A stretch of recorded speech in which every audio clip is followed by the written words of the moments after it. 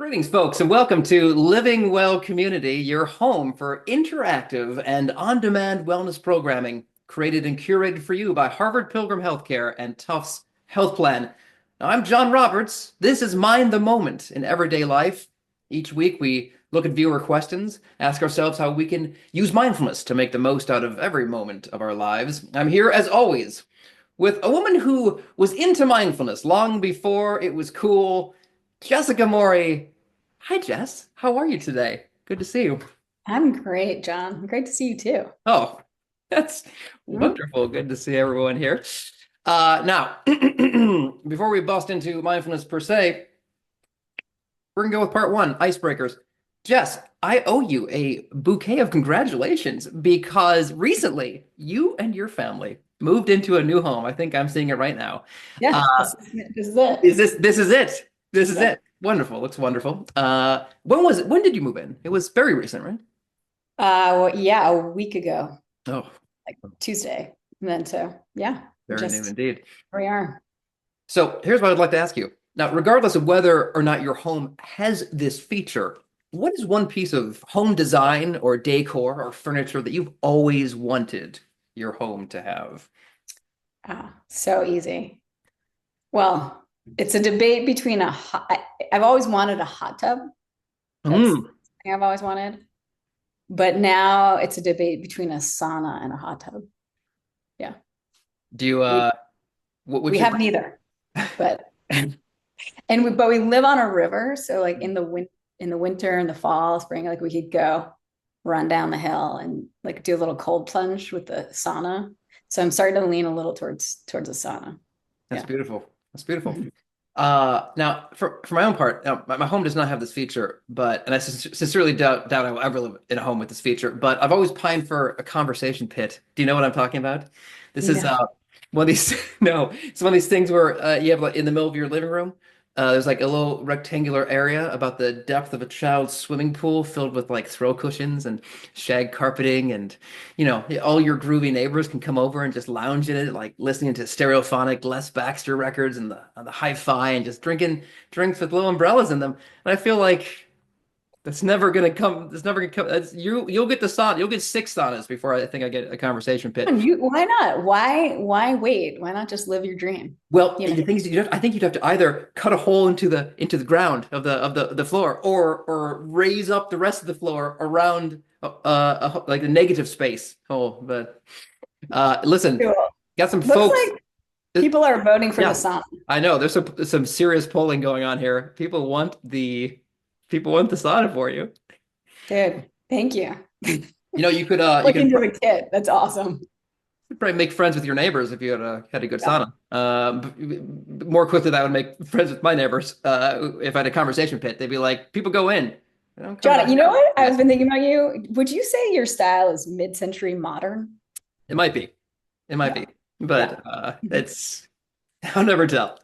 Jesse, I'm curious actually about speaking of neighbors. Are you the type of person who, when you move into a new place, do you like go around and like bring brownies to the neighbors, or are you the type of person who like peeks out from behind the damp curtains every time someone walks by in the street? I am definitely make friends with the neighbors in as soon as possible and in a friendly way. So we've actually already met a bunch of neighbors on our street, which is so awesome. Hmm.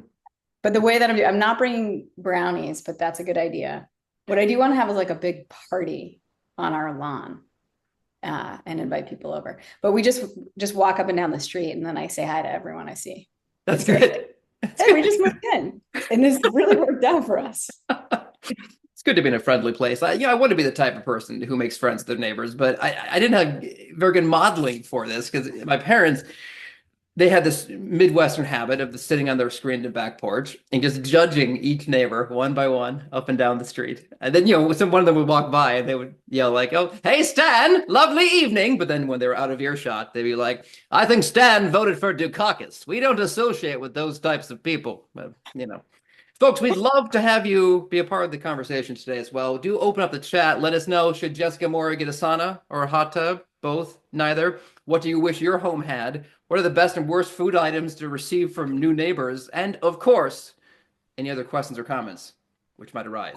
That would be helpful if you've ever had a new neighbor bring you food, or like, what would be a really warm and welcoming way to meet new people? Any ideas on that? Walking a dog.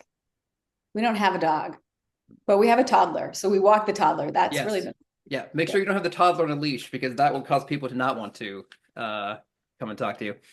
All right, Jess, fewer questions. Let's do it. Let's talk about some mindfulness. All right. Dear John and Jess, I always assumed that meditating would make me feel above it all, though in a good way. Like things that used to annoy me would just slide off my back, so to speak. All the regular worrying would melt away. But since I've started meditating, I find that I'm still getting worked up about the same stuff I've always gotten worked up about, and now it may even be worse because I'm so much more aware of how worked up I'm getting. Am I doing this wrong? Is there a blissfully detached quality to meditation that comes later after I've been doing it for longer? Jess, Yeah. I think that's one for you. Yeah. The So ages. this is, thank you. This is such an important question. I don't know if anyone else out there has felt that. It's that sense of, when is my mind going to get better? Basically, is the question. So there's a few pieces that I want to say about this in terms of practice. The first is that I hope, in the ways that I and John also show up, that you see that we're still just like meditate a lot, and we're still the people with crazy minds, all the different emotions. So for one thing, the classic thing we want to say is what we're trying to shift, and what we shift with our practice is not necessarily the content of our experience, but our relationship with the experience. Okay, so the content, we might still get angry, we might still get clingy, whatever it is, whatever the emotion is that we don't like or pattern in our mind. But when there can be a little bit more space, that we don't react to it and take actions that make it worse, or take actions that cause more suffering for ourselves or other. So there's the relationship to it, and a little bit of space to not act out of it. That's sort of the first thing you can start to notice when you practice. So being aware of it is really important, even though can be more painful when you're blissfully ignorant first. Right? Does this all making sense? Okay. But I think of it as a journey. So you start by being aware of it, creating a little bit of space from the experience. Then there comes a moment where you actually can be more in contact with the experience with even less reactivity. So you're coming back into contact with experience. And when you can do that, it can like just kind of metabolize itself. We don't even actually have to do anything about those reactive emotions or thoughts or patterns when we aren't taking action based on them. Okay, is that making sense, John? Any questions coming up for you about that? I'm thinking about this is like, it's like when you if you have a car that you can't just like start the motor on, you actually have to like push it a little bit to get it going. But then as soon as it starts rolling down the hill, you can jump in and then you can start it. Okay. All right. That's okay. That makes sense to me as a helpful metaphor. So that's one piece, is that you're on the right track here. The other thing is that I always tell people, don't judge your meditation practice until you only judge your practice and its impacts in 10-year increments. 10-year increments. So if once you practice for 10 years, you can see what's different in my life, what's different in my mind, what's different in my experience, what patterns are different in my mind. 10-year increments. The third piece that I want to say about this is that doing some psychological work can actually be really helpful. So sometimes meditating actually helps us see how stuck, crazy, the more painful patterns like you're describing, it actually brings them to the fore, which is good. We want to see that. That's where we're stuck and we weren't conscious of it before. Meditation can help with that, but also sometimes doing some kind of therapy or other kinds of psychological work is actually what's most helpful in those moments. And that's what's going to shift some of those internal patterns. I gotta say, Nathan seems to be a little bit displeased with the 10-year increments so long. But I think about it like looking at your 401k, right? If you're looking at your 401k every day or something, or if you have, stocks and bonds, those sorts of things, that the fluctuations might make you feel crazy. It's like, it's getting worse, it's getting better, it's getting worse. So a lot of people, myself included, make the commitment to like, I'm only going to look at this thing once a month or once a year would be even better. Once every 10 years would be best, I think. So that makes a lot of sense to me. And it does get better. Like I can absolutely, with complete confidence, tell you that my mind is a much better place to be than it was 30 years ago. So again, 10-year increments, it's a much better place. It's so much more friendly. I'm way kinder to myself. And I still get triggered by stuff and annoyed. So for example, I just moved. It's not the easiest thing to do with a toddler in particular. And it brings out, like, in the context of that stress or overwhelm, all the things that bug me about my husband, for example. Right. But then this mind now can feel that, see it, and be like, you know what? That's not really a useful thought pattern to follow. It does a couple things, like, oh, you're seeing that because you're stressed out and tired. It's not that useful to go down that track right now.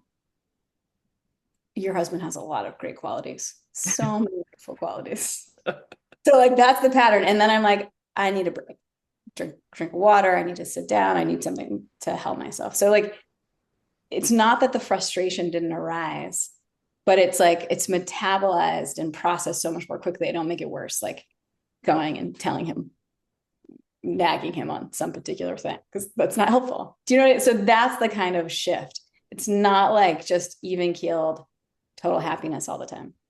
I also appreciate how you pointed out. Here's what I think I heard you say, that there is an aspect to this, which is maybe psychological inquiry, which may be outside of the realm of meditation. And I think it is useful to remind ourselves and other people that, it's not, meditation is not necessarily the answer for everything in our lives. So we may also want to explore seeing a therapist or something.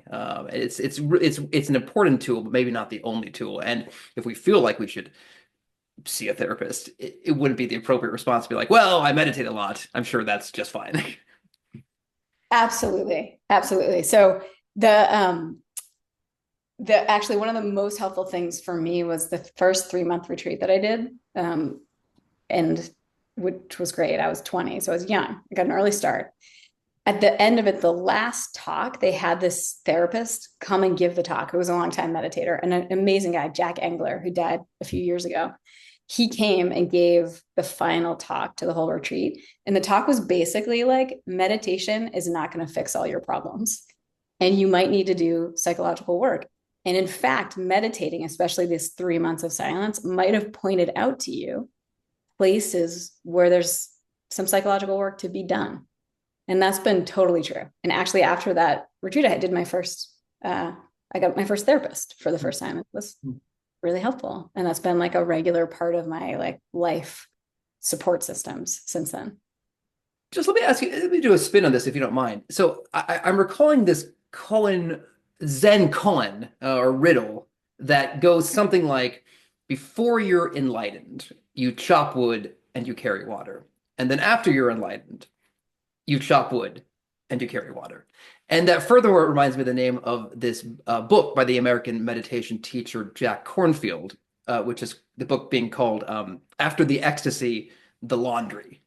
And I think what's being pointed to in those two things is that there is not like there is this cocoon of bliss that we enter into when mindfulness kicks in, right? It's not like you go to another place, go to another world or land. You're still in the same world you were in before, but maybe you're just better dressed for the weather than you were before. Yeah, I like that. I like that. You're better dressed for the weather. Does that make sense with what you're saying here, or and also is there a better way to parse those two sayings, which I mentioned, or more nuance that you want to add to that? Yeah, there's another one, and it's something like, and I'll find it. Maybe we'll put it in the show notes. People can see it. Something like, At first there was a mountain, Hmm. and then there was no mountain, and then there was a mountain again. I believe that was a song by Donovan. So there's something in that journey too of like, at first we don't notice that we're uh, in pain. Then we start to recognize it, and that's like we're in the swirl of it. And then we come back into contact, like, but there's a distance from it, and then we come back into contact with life, but without all the reactivity to it. Hmm. So it's a similar thing of a journey, but of what the process can look like as we come to know our own minds and find ways of having more peacefulness. Mm-hmm. Will you allow me to get a little bit esoteric for a moment? Because a moment ago I used this term enlightenment, which is kind of a loaded word, and it's certainly the case that many people in many cultures meditate, I should say, with the idea of reaching this goal called enlightenment, and it can have a religious sense related to it. Though I think it's possible that even people who have a religious vector on their meditation may not be able to specifically define what enlightenment even is. But I'm wondering if for like the rest of us, right? The rest of us who might be in therapy or who are just meditating because we just want to get a little better at this thing called life, does enlightenment mean anything for us? Does that have any meaning for us, or is that just somebody else's business? It absolutely does. So this is there's a bit of a paradox, because even as I'm saying, like, okay, there's like suffering will continue, but it's a little bit less. There is a teaching about actually getting totally free in our mind. So in a way, there is this teaching that there's a blissfulness, but I wouldn't call it a blissful detached state. Mm. It's a blissful, deeply connected attached state. That is awakening. Hmm. Okay, so it's not disconnected, but the teaching is that we will get more freedom and happiness through the practice, and in even more profound ways that we can even imagine are possible. That's what enlightenment and our awakening is pointing to. And at the same time, I think I mentioned this before, but the Buddha at the end of his life, like as his body was falling apart, he still had physical pain. And also in the suttas, the scriptures about the Buddha, this guy, it's called Mara. Mara is like the personification of like all of our neurotic patterns or painful mental patterns. It's Mara. Like the devil. Yeah, the devil. And so in the suttas, all the way through the Buddha's life, the Mara shows up at different moments. But what happens after the Buddha's enlightenment, Mara shows up and says something not very helpful to the Buddha. And the Buddha's like, I see you, Mara. And that's it. And then Mara like slinks off.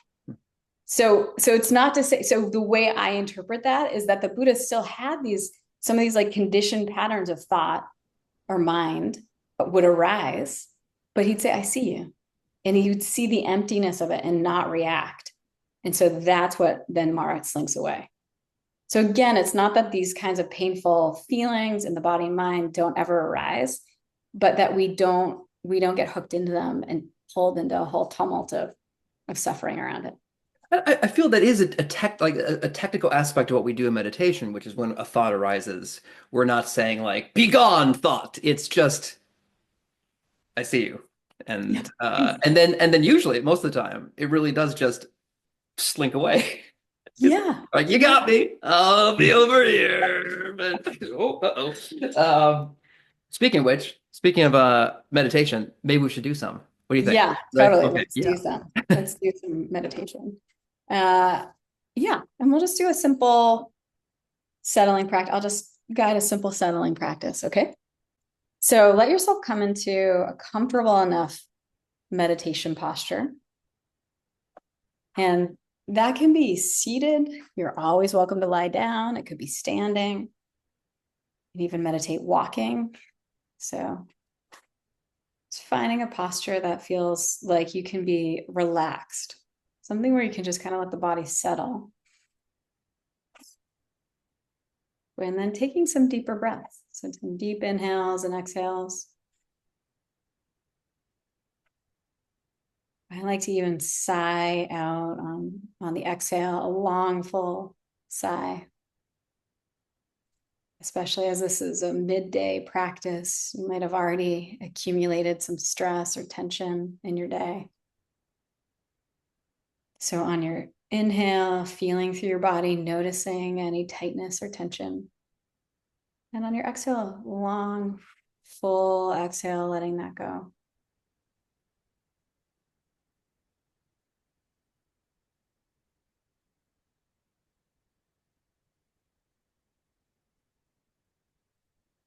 And just letting your body soften to whatever degree it's willing in this moment.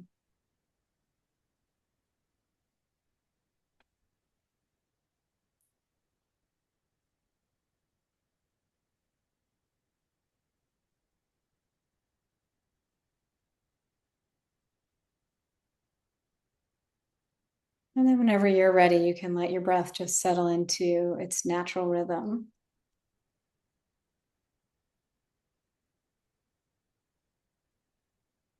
And we just condition the body with the long breaths that helps relax the nervous system. Let's condition our mind by just bringing to mind in this moment anything that's working in your life right now or anything that you're grateful for. So the intention of that is just to kind of soften and uplift our minds. So taking a moment to give you something very simple, anything that you can be grateful for in this moment, appreciative of.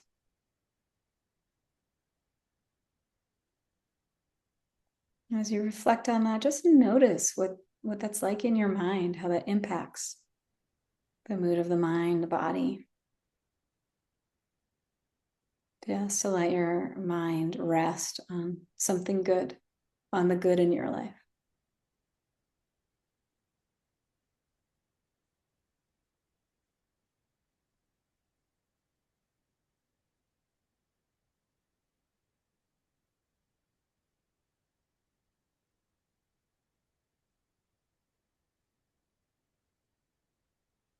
And then with the body softened, the mind uplifted, just letting yourself settle into the present moment awareness. And you could choose just feeling the movement of your breath.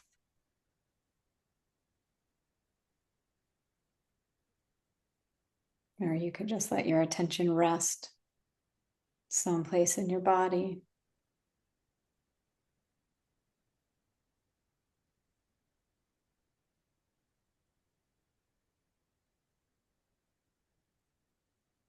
Or you might just want to let yourself receive the sounds of the space around you. Just take a few minutes, letting the attention be drawn in to the simple feeling of breathing or the body or the sounds. Whenever you notice yourself losing the connection, just returning and allowing the mind to be drawn in to the simple present moment experience.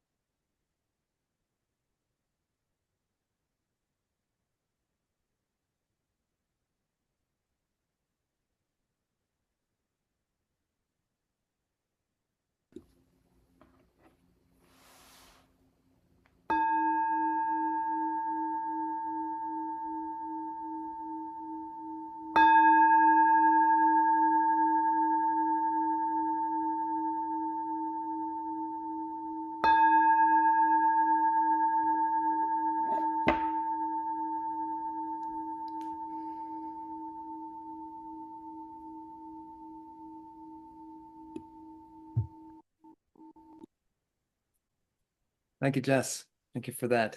You said something earlier, which was that it is possible to become blissful as we continue to meditate, but not necessarily detached. But I'm curious, is there any danger in doing meditation in such a way that you, in fact, do become detached in a way that maybe makes it feel as though you're not able to participate in your life the way you want to? Like maybe I mean, I don't want to say there's a way to do it wrong, but maybe there's a way you're misdirecting your energies in a way that you're really not getting the correct outcome. Um, I'm not that worried about that for most people.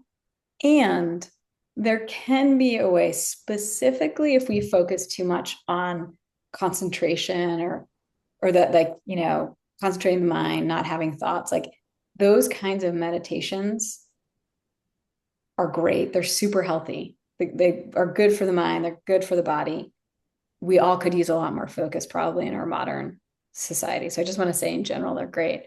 But we can get into concentration states that are they are quite detached and quite blissful feeling because we're not letting anything in. So there can't, like, these are deep states of concentration that most of us don't experience in our daily life. Maybe on a long silent retreat, you might have experience like that. But sometimes people can practice for that kind of detached, blissful experience, which is possible in the meditation itself, but it's not the point. It's not the point. It's more like that's like a nutritious meal for our mind so that we can go back into the world, resourced and connected. Like we want to practice so we understand our minds, so we understand other people's minds, so we understand life, and we can be part of it in a way that causes less suffering. Yeah, like you might be one of these guys who wants to do like the run a marathon every day for a month, but then after you're done with that, you're like, okay, I'm just kind of like walk quickly to my car. I don't need to. Right. And that kind of thing. It's like, right. Are we exercising? Like, can we exercise? Like, yeah, because it makes us feel good. It keeps us healthy, but we want to be healthy for our life. For me, like I started with lifting weights because I have a giant baby and my shoulders were getting like injured. So like that kind of thing. I was lifting weights so I could pick up my giant son, right? But I'm not lifting weights just to lift weights. Like, which if you do, that's great too, because that can be a wonderful way that you recreate and then feel happy. But we want this to bring us back into our lives with more connection and more resilience. Have you considered lifting your son as a weight, like a kettlebell? No, I haven't. I haven't tried that. Never too late. Jess, we've arrived at part 3 here. Plugs. Is there something you'd like folks to know about that you're up to coming up in the next week or so that folks can check out from you? Well, next week I'll be going on a retreat. I'm teaching the young adult meditation retreat at the Insight Meditation Society. So you can't go to that now, but I think the plug I'll put out there is that, check out, if you have young people in your life, check out IMS, the Insight Meditation Society, check out Inward Bound teen meditation retreats. Like those are wonderful opportunities for young people. Maybe that's the plug I'll make right now. Very good. Finally, Jess, what is the theme song for your mindfulness practice this week? What comes to mind for me right now is 9 to 5, Dolly Parton, right? Yes. Working 9 to One and 5. only. That's how it's felt. But it's really been like working 7 to 10, something like that. Just like working and moving at the same time through the weekend. It's been a pretty full on time. Jess, I've been inspired by you, so I'm going with "First There Is a Mountain" by Donovan. So remember to check out our ever-growing Mind the Moment in Everyday Life dance party playlist on Spotify. The link is in the chat or below. So we will be back here next Tuesday, every Tuesday. These sessions are free and available to everyone, so please tell folks about them. All of our Living Well community sessions, in fact, are available to everyone for free. So you can bring your community while you build your community. Thank you for your attendance, your attention. Thank you, Jess. Great to see you. You too, John. Thanks so much. Thanks, everyone. Great to see you.